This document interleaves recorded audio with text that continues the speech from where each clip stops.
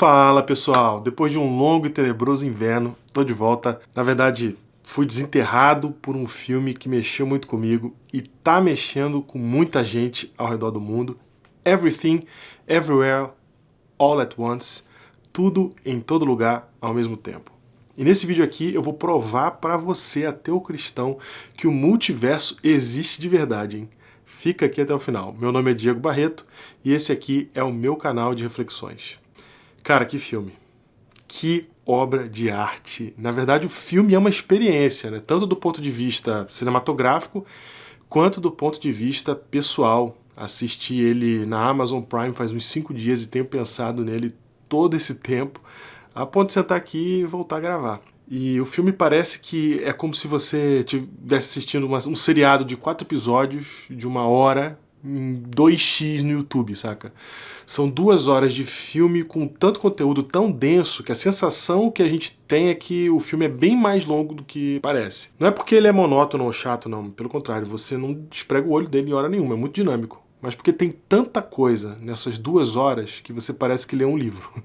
É por isso que é claro que esse vídeo aqui vai ser longo, porque eu quero tratar de muita coisa que eu vi nesse filme. Vamos lá. Como eu não quero estragar a experiência para ninguém, eu vou logo avisando que se você não assistiu o filme ainda, deixa o seu like aqui para encontrar esse vídeo de novo no YouTube depois que você terminar de assistir o filme. E aí você volta aqui, tá? Por enquanto, vaza daqui, some.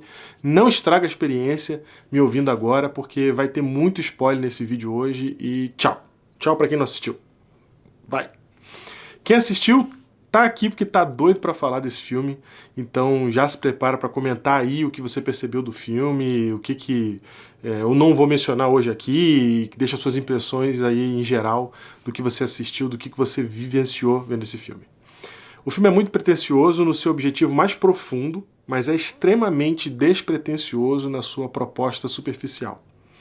Eu quase não assisti o filme, porque eu fui ver o trailer e falei, mais um filminho de multiverso, de super-herói, salvador do mundo, eu não aguento mais. Hollywood está muito sem criatividade, uma crise criativa maldita, puramente fins lucrativos, se as pessoas querem lixo, eles estão dando lixo. E eu não suporto mais a infantilidade de super-heróis dos adultos. Falei. Mas que grata surpresa que nesse filme a fantasia está a serviço da realidade. Ela serve de ilustração para o que realmente importa e não escolhe um tema qualquer dos atuais conflitos humanos, não. Escolhe o mais difícil, o mais complicado, o mais acirrado, onde menos a gente concorda. Essa é a pretensão do filme, entrar nessa seara. O filme propõe construir uma ponte sobre o gap geracional. O que é isso?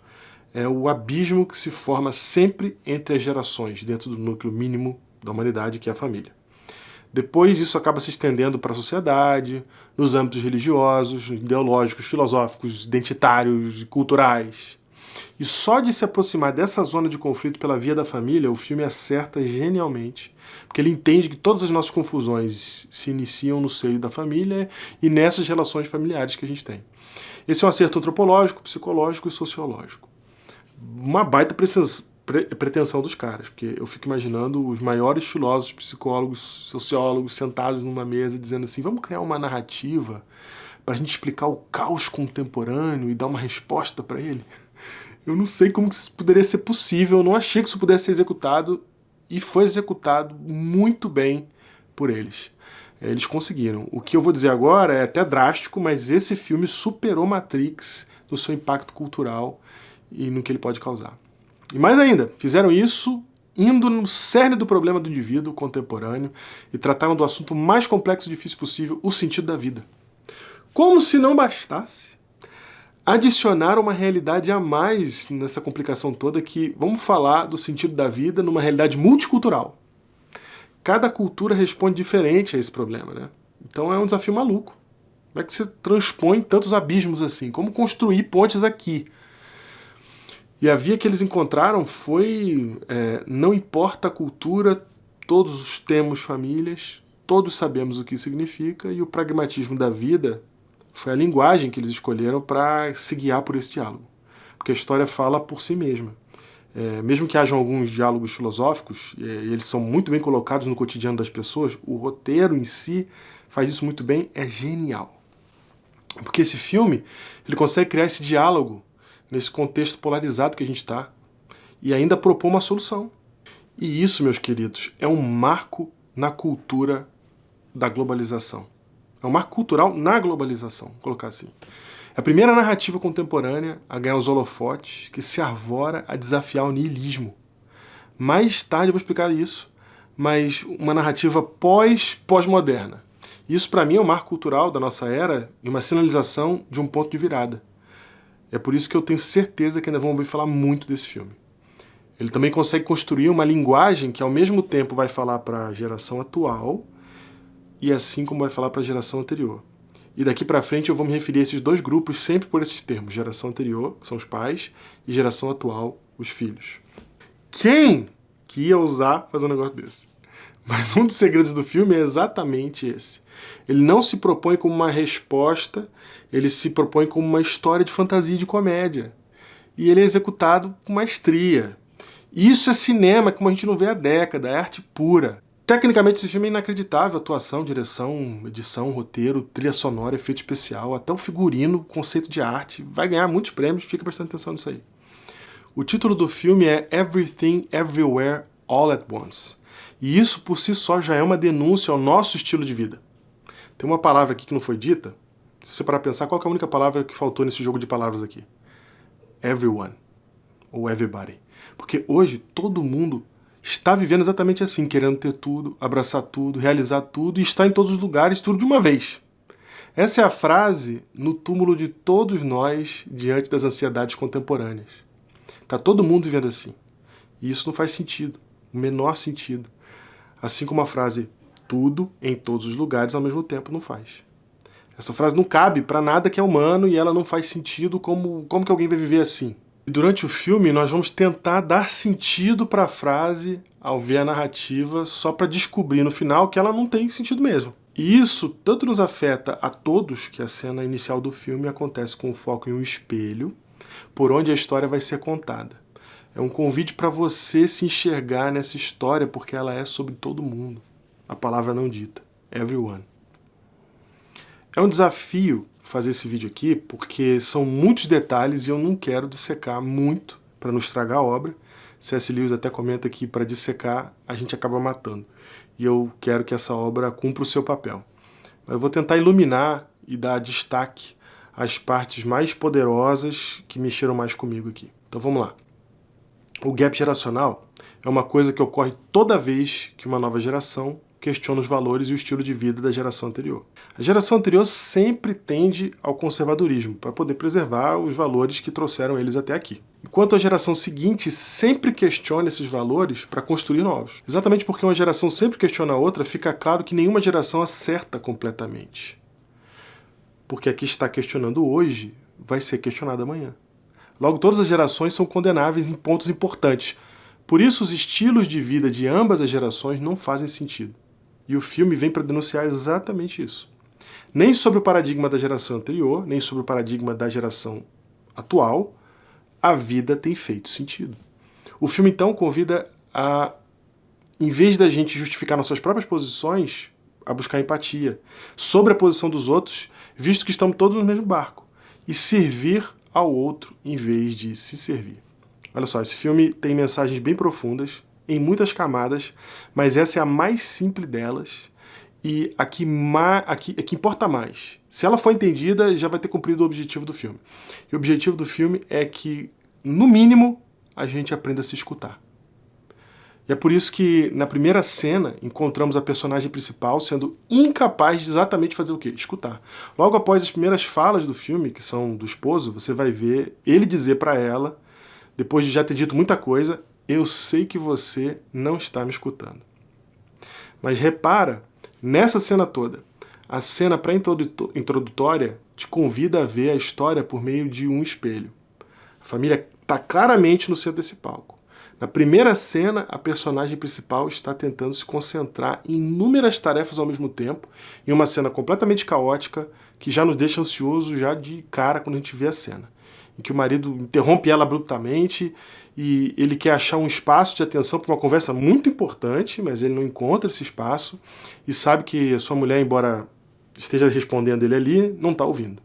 Ela também não consegue ouvir a filha, nem dar atenção aos clientes dela, ao negócio dela, ao pai dela. Tá um caos. Aqui está o ponto principal do filme. Ninguém ouve ninguém em nossa correria pessoal do dia a dia. Estamos todos absorvidos em nosso próprio caos de demandas e desejos. Estamos todos sucumbindo sob o peso de tudo. E é aqui que a gente vê a personagem de volta à mesa de documentos, olhando para o nada, dispersa como quem está sobrecarregada, e escuta seu marido perguntar ao fundo duas perguntas muito importantes, presta atenção nelas. Evelyn, o que você está fazendo? E logo em seguida, o que você está pensando? E a resposta é tudo, everything. Que é exatamente o que todos estamos tentando fazer. Tudo. E é exatamente por isso que ficamos paralisados, porque não dá para fazer tudo, embora seja exatamente isso que estamos pensando em fazer. Essa palavra também é a resposta que os adultos mais usam quando estão com aquele olhar consternado, pensando em todas as coisas com as quais eles têm que lidar. O que você está pensando? Tudo. Assim como também é a resposta que um jovem dá quando perguntam para ele o que está errado com a vida dele, quando eles estão claramente insatisfeitos com a própria vida, e eles dizem tudo. A mesma palavra. Já deu para notar que o filme não é sobre o multiverso, né? Mas ele vai usar aqui muito bem esse conceito como uma analogia. Nesse comecinho de filme, dá para ver que homossexualismo e questões de transgênero estão presentes e são catalisadores para a história. E a confusão que a mãe comete entre o pronome que ela utiliza com a namorada da filha toca, inclusive, em um ponto muito sensível das discussões atuais, né? Um filme corajoso, mas cheio de habilidade para fazer isso, com esse assunto sensível, sem ofender ou causar um ruído na conversa. Ele mantém a conversa rodando e ele mostra quais são os problemas. E aí a história engata de vez quando o pai, a mãe e o avô se dirigem para um prédio do IRS, que nada mais é do que a Receita Federal Americana, um lugar onde todo adulto é chamado à sua responsabilidade, né? Todo santo ano. Quer você vá no prédio ou não, há uma obrigação na vida de todo mundo de prestar contas. E é bem assim mesmo. Todos somos obrigados a prestar contas da nossa vida. Ninguém escapa. E isso é sempre um fator de complicação da vida. O custo de tempo, de energia, de risco, de responsabilidades sociais, que representam todo o peso da responsabilidade da vida adulta. Então é muito interessante eles escolherem esse prédio. Enquanto ela está lidando com as demandas mundanas e daquilo que compulsoriamente está convocando a sua responsabilidade, no fundo da sua mente, questões muito maiores, como o futuro do universo, teimam em diminuir a importância do cotidiano e das responsabilidades imediatas. É por isso que, nessa hora, ela sai da realidade, vai para o multiverso, um lugar coringa, onde ela pode contemplar as questões mais importantes da vida e sentir que está perdendo seu tempo com todas as outras obrigações que não são tão importantes. É lá que estão os sonhos, os desejos não realizados e uma voz que está sempre dizendo para a gente que há coisas muito mais importantes com as quais não estamos lidando. Há pessoas salvando o mundo enquanto eu pago boletos. Parece que sempre há um mundo para salvar enquanto precisamos apenas limpar a casa, arrumar o quarto, estudar para uma prova, fazer o imposto. O contato com o multiverso diz para ela que há um perigo rondando, que quer destruir tudo. Um personagem sombrio, misterioso, que mais tarde será identificado como a versão alternativa da sua própria filha. Presta atenção que a filha se chama Joy, alegria, mas a sua versão alternativa é impiedosa, fria, está em rebelião contra tudo, enquanto que a filha real vive triste, decepcionada, desconectada. Presta atenção nesses detalhes. Como que a vilã da história, o nome dela, da filha é Jobu-Tupaki, que se você procurar na internet não significa absolutamente nada, e o roteiro dá uma dica disso pra gente, apesar de eu ter procurado, né? A gente entende isso quando a mãe declara que esse nome é só um ajuntamento aleatório de sons. A própria mãe não consegue nem repetir e nem gravar esse nome, e ao decorrer do filme ela vira um gatilho de comédia todas as vezes que ela tenta pronunciar e usa sílabas diferentes. O que normalmente acontece quando alguém ouve sem escutar. O nome em si, por não significar nada, e ser só um ajuntamento aleatório de sons, é um símbolo da pós-modernidade, da liquidez identitária, da falta de significado e propósito que fazem a estética da pós-modernidade. A alegria se perdeu em um emaranhado nonsense. O Waymond, do Multiverso, um tipo de marido, Jack Chan, tem algumas falas bem interessantes para falar, inclusive, sobre a ameaça que o universo está sofrendo agora. Ele diz, abre aspas, você tem notado também, né? Alguma coisa está fora do lugar, suas roupas nunca vestem tão bem no dia seguinte, seu cabelo nunca para no mesmo lugar, até seu café tem um gosto errado. Nossas instituições estão ruindo, ninguém mais confia no próximo. E você fica acordado a noite inteira se perguntando como podemos voltar ao que era. Ela inclusive repete essa frase, né? Ela completa a frase. Como podemos voltar ao que era? Nessa fala, a gente consegue ver claramente o que a geração anterior está percebendo no mundo todo. Algo está errado com o mundo. As coisas vão de mal a pior. Aparece nas pequenas coisas isso, nos mínimos detalhes, no biscoito que mudou de gosto, um salve aí para o chocolice antigo, em um mundo que não consegue mais conversar, polarizado, onde ninguém confia em ninguém. Ele escolhe aqui uma linguagem bem cristã ao dizer que ninguém mais confia no seu próximo. Linguagem bíblica, né, e que sinaliza uma sociedade pós-cristã, que aprendeu do cristianismo básico, mas não consegue mais pôr em prática, e todos nós sabemos o que fazer, mas isso já não parece ser possível. Todo conservador está aqui nesse ponto, olhando para um passado com um filtro cor-de-rosa, que faz parecer que tudo era melhor antes, quando na verdade, olhando de cá para lá, as coisas são muito mais compreensíveis, porque o passado já é história, já está estagnado, já foi dissecado na sua maior parte. Mas quando olhamos para hoje, não sabemos o que está acontecendo e isso é fruto de muito medo e insegurança. A nova geração parece ser a provocadora desse caos, quando na verdade eles também não entendem o que está acontecendo e também estão inseguros e com medo, mas no caso deles, o problema é o futuro. Assim que o Waymond fala essa frase, ele logo declara que restaurar as coisas é a missão do Alfaverso.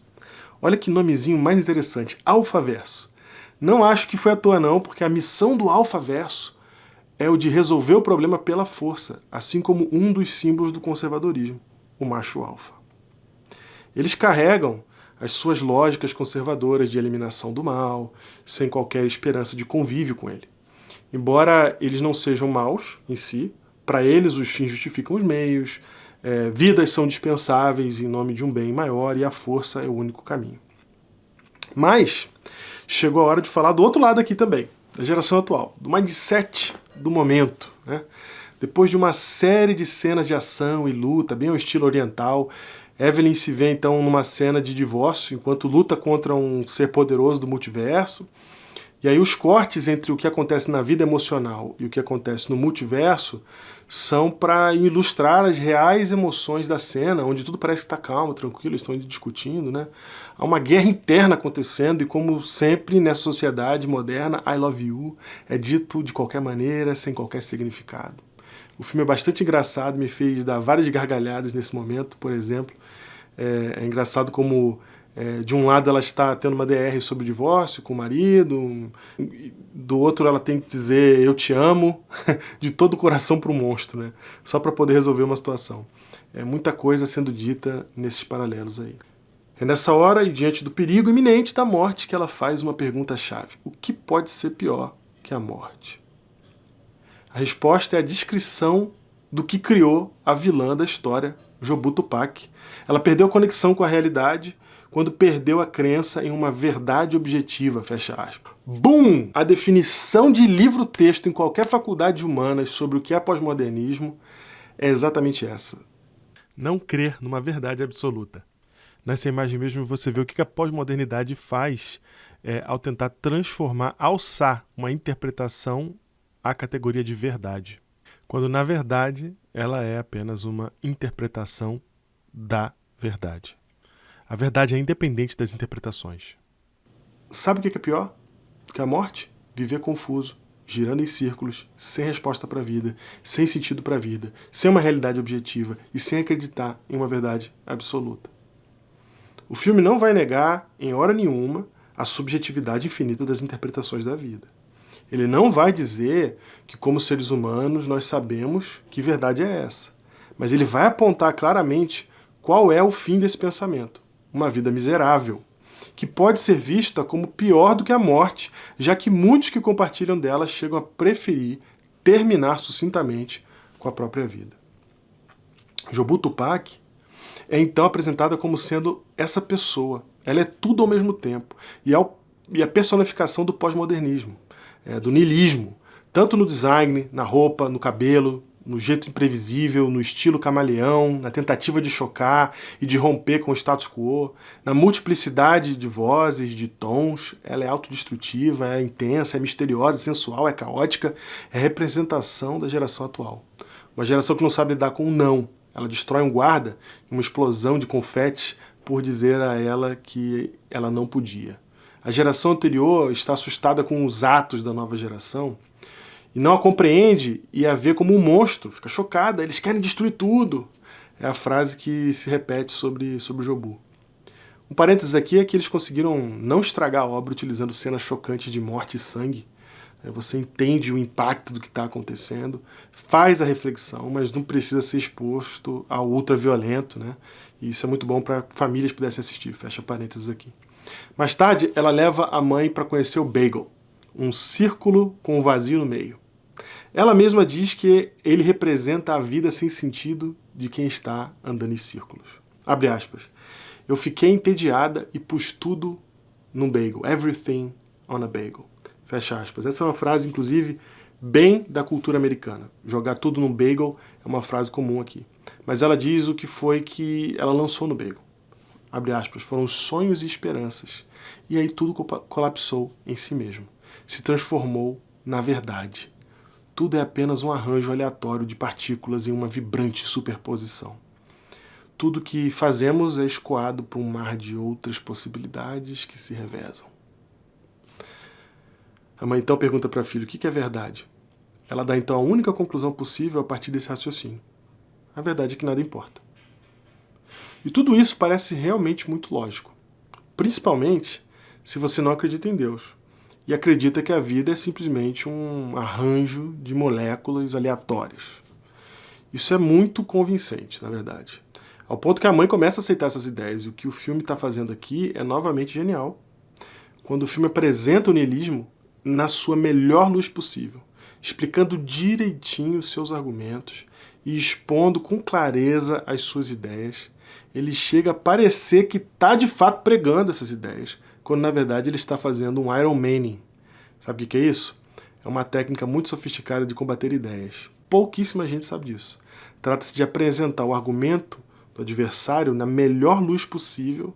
Assim não sobra espaço para mal desentendidos, senões, ou não é bem assim, não era isso que eu queria dizer. Só depois de ter certeza que você descreveu perfeitamente o argumento do outro e que ele concordou com isso, aí você então começa a desmontar o argumento.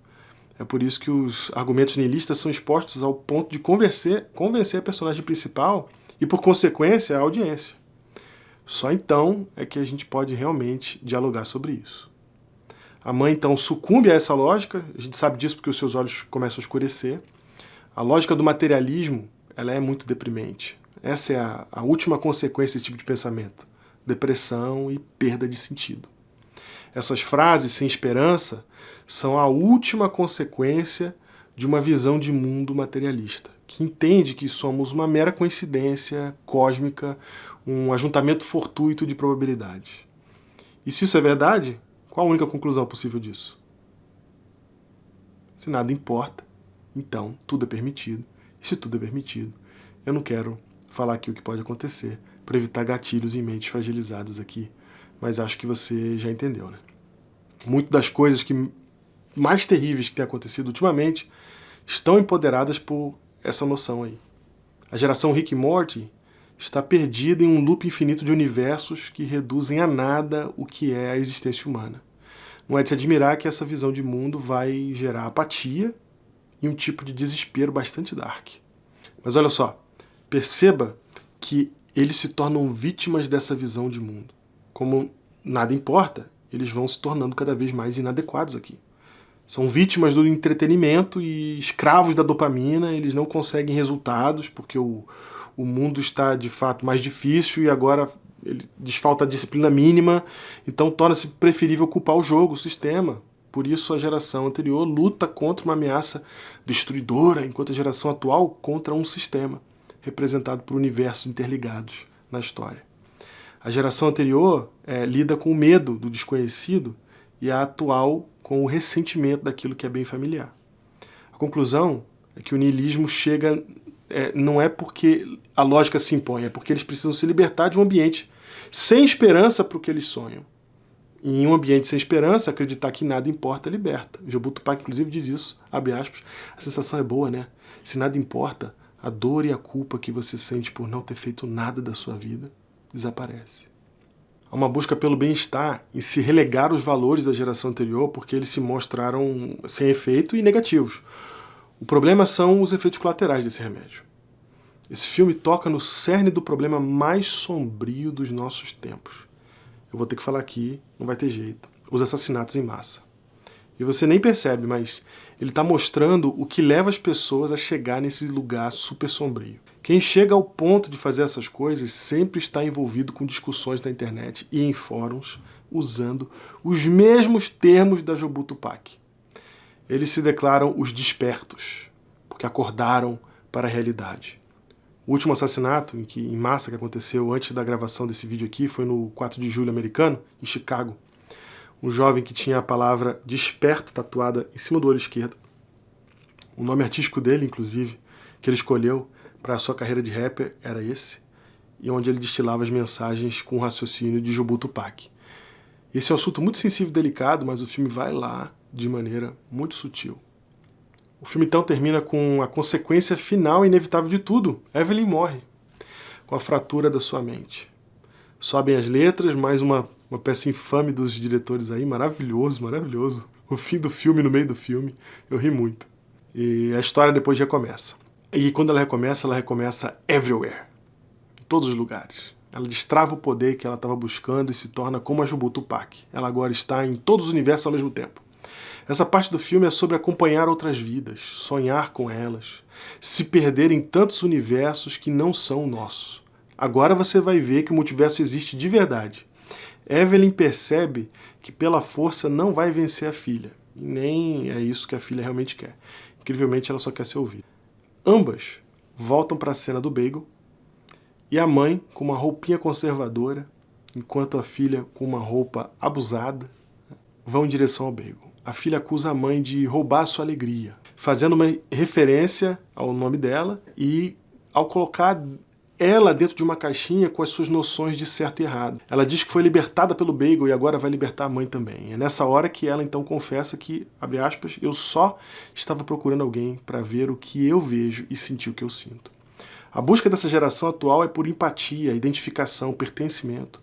E ela consegue isso porque a mãe realmente está pensando como ela responder para a funcionária do IRS, por ter perdido o horário de entrega dos documentos lá do imposto, que a funcionária não importa e que nada importa. Perceba que a consequência de acreditar que nada importa alcança a nossa percepção das pessoas. Elas deixam de importar também. Os olhos da mãe estão escuros novamente. Então ela finalmente se solta. Curte a festa, canta, dança, arruma briga, assina divórcio e diz chega de fugir. No entanto, ela está em vários universos ao mesmo tempo. E a primeira vez que eu vi o filme, essa parte foi difícil de acompanhar, mas na segunda ficou bem mais nítido. Recomendo, inclusive, para você assistir o filme novamente depois de assistir essa análise aqui. A frase mais marcante desse trecho do filme é, abre aspas, nenhum único momento vai passar sem que todos os outros universos gritem por sua atenção. Você nunca estará totalmente lá. Apenas uma vida de momentos fraturados, contradições e confusão. Se isso não descreve o mundo das redes sociais que vivemos hoje, eu não sei mais o que pode descrever. Nenhum único momento vai passar sem que todos os outros universos gritem por sua atenção. Você nunca está totalmente em um lugar, sempre dividido em muitos mundos diferentes, com seus contextos próprios e específicos, uma vida multitarefa, os universos te seguem para o banheiro, pelos momentos mais cotidianos da vida. É claro que iremos viver fraturados. Um pouco aqui, um pouco ali, um pouco lá. Não tem como esse cenário não ser de confusão e contradições. Afinal, quem consegue viver ao mesmo tempo em contextos tão diferentes? O que eu tuitei hoje conflita com o que eu tuitei há 5 anos atrás, porque o contexto era outro. As redes sociais são o multiverso de verdade. E ele está nos fraturando.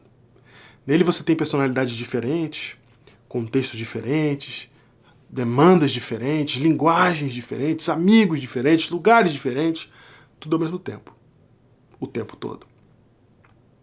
O filme, então, faz uma viagem audiovisual por todos os multiversos com muito barulho e ruído para significar exatamente o ruído de tanta informação com a qual a gente está exposto todo dia. E ele deixa a nossa ansiedade nas alturas, a ver as cenas passarem tão rápido, com tanto frenesi, em uma velocidade sempre crescente, com um som sempre mais alto, até que quando você está quase sem ar, ele culmina em uma relaxante cena de um deserto com apenas 2 pedras. Isso é arte, meus amigos, isso é arte. Aplausos. A conclusão da conversa das pedras é: somos todos pequenos e estúpidos. Uma conclusão que é ao mesmo tempo nihilista e bíblica.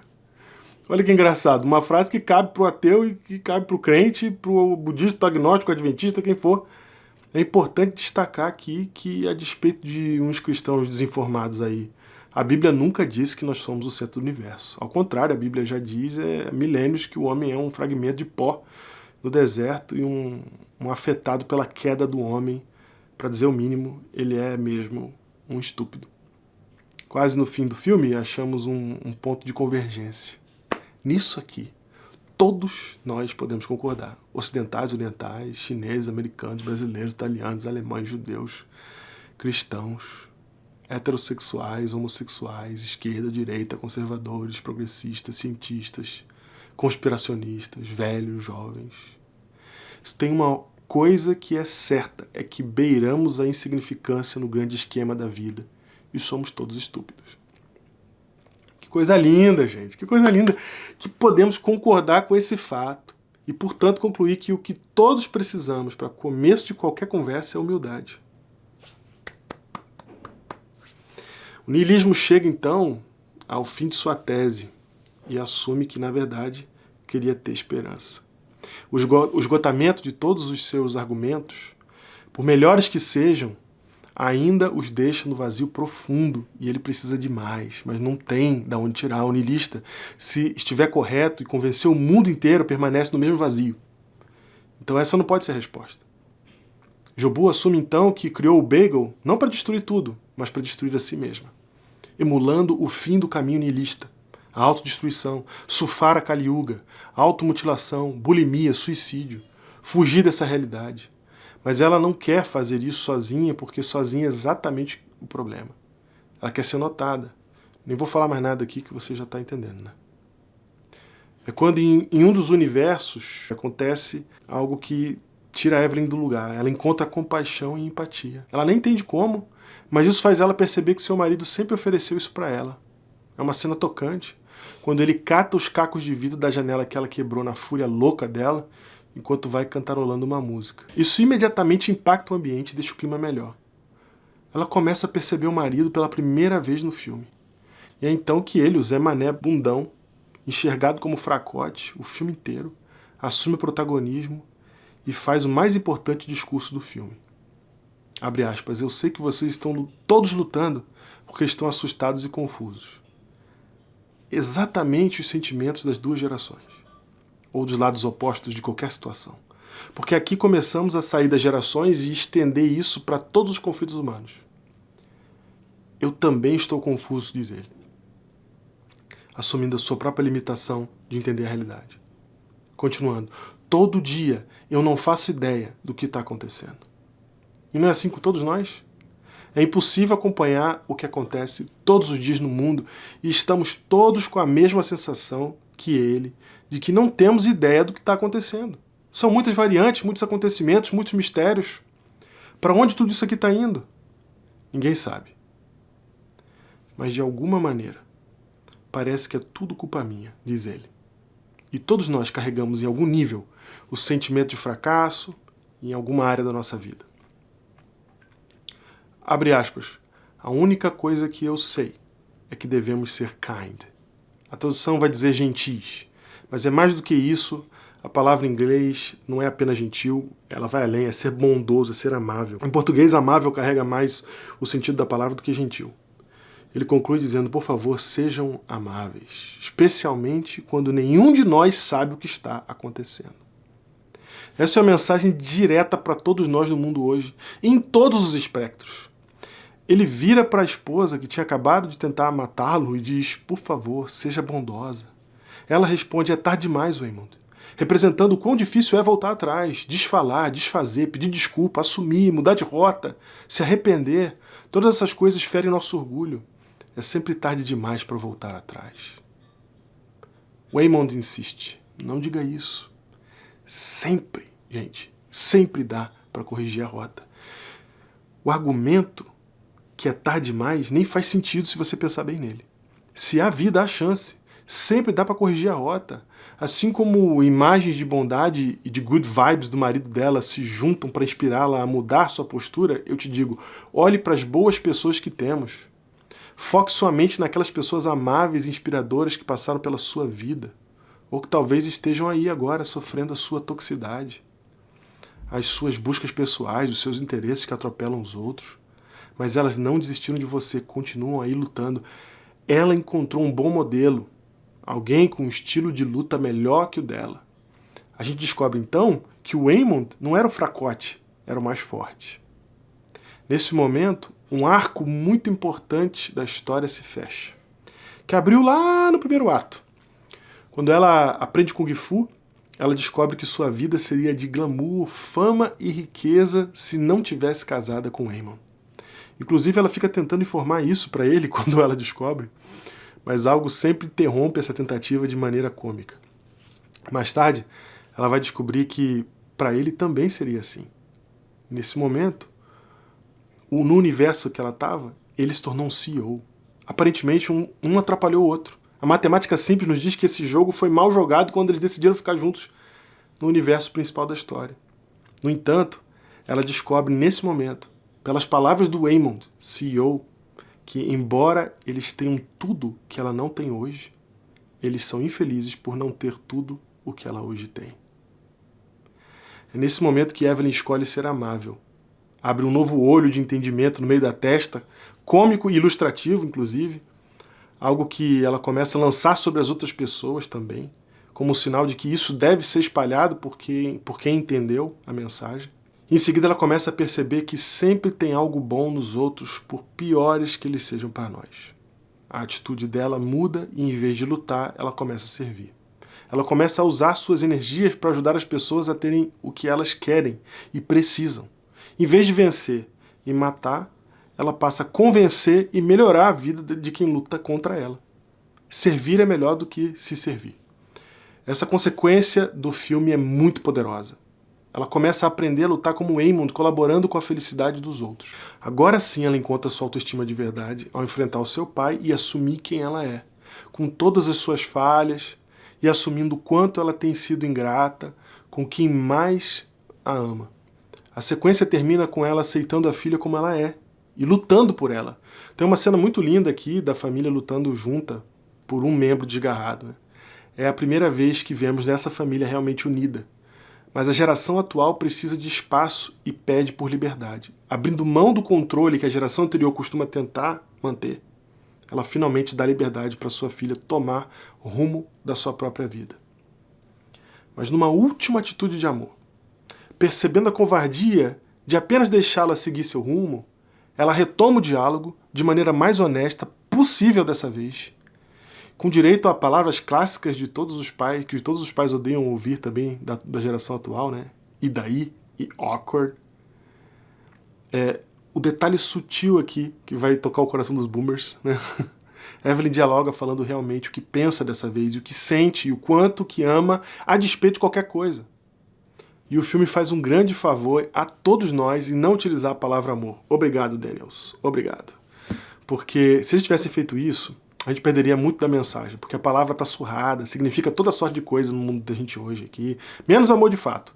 A gente perdeu total a significação dessa palavra na humanidade. Então, cada cultura contemporânea também tem sua versão interpretativa do que ela significa. Então, o filme se limitou a demonstrar atitude de amor em vez de rotular com essa palavra. Graças a Deus, não foram piegas de usar a palavra amor, e eu só agradeço.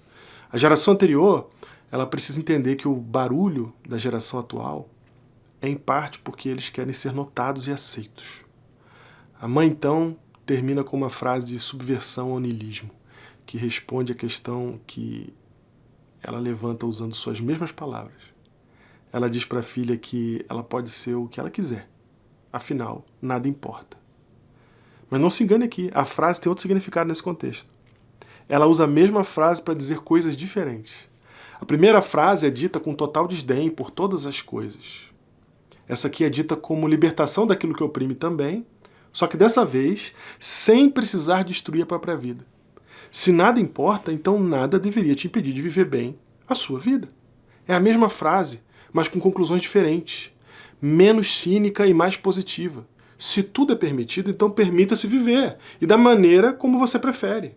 A mesma lógica que você pode usar para se destruir e destruir os outros revela o quanto você mesmo estava preso a valores que oprimem a você mesmo. É uma contradição, um jogo de orgulho, no qual você escraviza você mesmo. O que está te segurando de viver? Quais são as amarras? Você vai descobrir que o que está te amarrando são os seus próprios desejos. Nós não temos coragem de romper com nossas próprias amarras para ir atrás do que nós mesmos queremos. No fundo, é um discurso de rompimento, mas não há rompimento nenhum. Você está fazendo esse discurso porque não está na parte que você julga ser a boa parte da história. Seja honesto com você mesmo. Se você tivesse tudo o que queria, não estaria fazendo esse discurso. A desilusão é o lugar que a gente chega quando conclui que a ilusão é impossível. Ela vai dizer que é tudo uma desilusão e que ela só está desperta, mas a desilusão depende da ilusão para existir. Então esse discurso ele vem porque eu não consigo o que eu quero, sem romper com o que eu quero. Porque você se obriga a viver então numa desilusão. Porque se nada importa, você não deve nada para ninguém. Faz o que você quiser, seja o que você quiser. O que está te impedindo? Aí cada um vai dar uma resposta diferente para isso. Quando você se faz essa pergunta e procura essa resposta, aí você descobre que o problema é dentro da gente. O problema não está fora. Aqui está a grande mudança que eu acho que tem que acontecer. E os desiludidos, eles colocam o problema fora. O problema é o sistema, o problema é como as coisas são feitas, o problema é que eu nasci nesse contexto. O problema é o lugar que eu estou, tudo aquilo que me é externo. Quando você muda para o locus de controle interno, então peraí, mesmo que eu esteja em uma realidade que me oprime, eu vou tomar as atitudes para responder adequadamente, saudavelmente, a estes desafios que a vida me impõe. Ninguém tem controle se vai chover ou não, mas todos podemos carregar um guarda-chuva. É passar a lidar com a vida do ponto de vista do que eu posso fazer e não do ponto de vista do que fizeram comigo. Do que não está no meu controle. Essa é a grande mudança que o filme está propondo. É verdade que tudo é uma grande aleatoriedade para quem não tem Deus. Mas você pode encarar isso de uma maneira diferente. Na verdade, eu quero que as coisas importem. Porque isso dá sentido à vida. E quero ser importante dentro desse contexto. Mas se eu não consigo, então que elas não importem. Quando, na verdade, se elas realmente não importam, por que você precisa querer se sentir importante? Aqui está o pulo do gato. A liberdade está em se desamarrar de si mesmo e não do sistema. Porque o sistema somos nós. E eu uso a palavra sistema aqui como um coringa, para que você quiser chamar de repressivo nesse mundo, você pode encaixar aí. Não é o jogo que está estragado, somos nós, pequenos e estúpidos, que estragamos o jogo para todo mundo. Se pararmos de competir, começarmos a servir, todo mundo está ganhando. Em vez de melar o jogo, tirando o sentido dele, somos nós que precisamos ressignificar, tirando o sentido de nós mesmos. Como assim tirar o sentido de nós mesmos? Se você é o objetivo da sua própria vida, que valor você tem? A gente cai no bagel quando a gente vive pra gente mesmo, porque isso é andar em círculos, para dentro de si mesmo e continuar com um vazio gigante no meio. O frustrado, ele vive para si. Ele vive para si porque você nunca vai saber o que é frustração se você viver em favor dos outros. Quando você tira o foco de você mesmo e coloca o foco no outro, porque agora você não se preocupa mais com você e quando você passa a fazer coisas para os outros, tudo que era frustração e falta começa a ser gratidão e completude. E as coisas vão começar a funcionar no mundo, nem que seja para as pessoas que você tem ajudado. Todas as respostas que você vai receber da vida, quando ajuda alguém, são positivas. E qualquer coisa negativa que surgir nesse contexto, não importa. Quando estamos falando de vida, nada importa. A vida tem o poder de fazer com que todo o resto não seja importante. O niilismo acerta em quase tudo que ele declara, menos quando deixa de perceber que o brilho de suas ideias são apenas possíveis por causa da vida. Nada importa? Não, a vida importa. E se a vida é importante, aí sim, nada mais importa. Em um mundo onde você pode ser qualquer coisa, seja gentil, seja bondoso. Quero concluir dizendo duas coisas aqui. Analisando a última cena e dizendo que tudo que é religioso sobre sistemas e os efeitos do filme vão para outro vídeo, que eu vou fazer mais para o contexto cristão que eu estou inserido. Esse filme parte do princípio que não vai discutir a existência de Deus. Depois eu vou explicar por quê. Segura as dúvidas aí, irmão. Nós vamos tratar de tudo.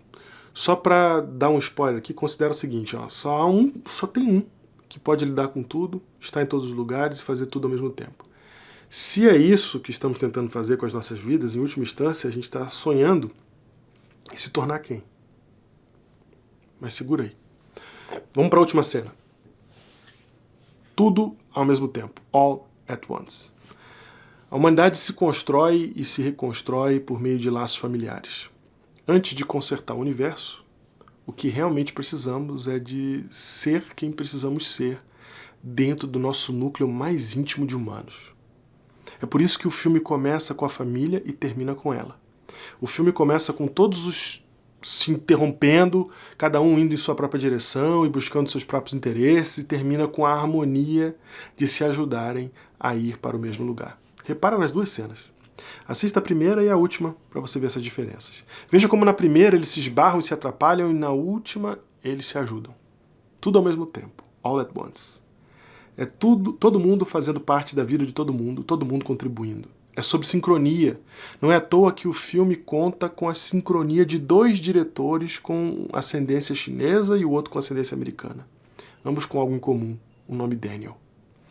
A última cena, tudo está igual, mas diferente. Os problemas não sumiram, a jovem ainda está no celular, eles ainda têm que prestar contas ao governo, mas ela mudou a sua forma de ver o mundo. Ouvimos ao fundo a funcionária dizer: olha, tá quase tudo certo aqui, mas vocês me ouviram, mas não me escutaram. Evelyn está brevemente distraída, reparando o novo ambiente que ela agora vive, quando ela é interrompida pela funcionária que pergunta: Evelyn, você me ouviu? Ela se volta para a mulher, se desculpa, algo muito simples e difícil de fazer, foca na mulher como quem realmente vai prestar atenção e diz: o que você disse mesmo? Se a gente se permitir, em humildade, se ouvir, já vamos ganhar muito mais do que sonhamos em ganhar tentando tudo em todos os lugares ao mesmo tempo.